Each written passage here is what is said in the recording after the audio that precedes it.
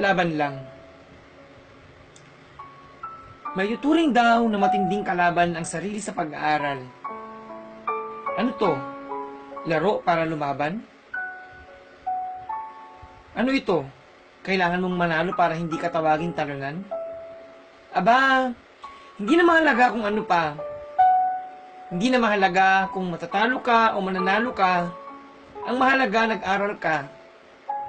Ang mahalaga, makakatapos ka. Kung sa bagay nga naman, paano ka mananalo kung hindi mo pag-iigihan? Makukontento ka ba sa talunan na lang? O sa grades na paborito ang bagsakan?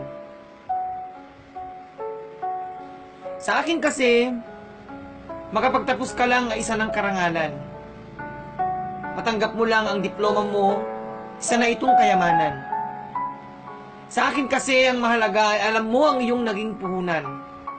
Alam mo, sa higit, kung saan ka nagkulang. Ganun naman talaga, you will not graduate if you are not learning. Bakit ka pa pinasa kung ayaw kang makapagtapos? Isang patunay ito na gusto ka nilang mangarap. Katotohanan na binibigyan ka ng pagkakataon upang humarap sa realidad ng buhay. Sa paaralan ka natuto ng higit. Oops, wag mo yun ikakaila. Wag mo yun ipagwalang bahala.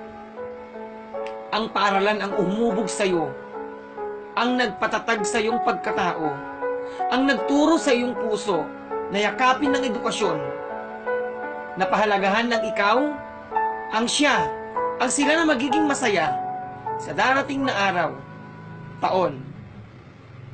Magiging ikaw ang pinapangarap mong ikaw, hindi siya na nagsayang ng taon, kundi ikaw na naglaan ng oras at panahon.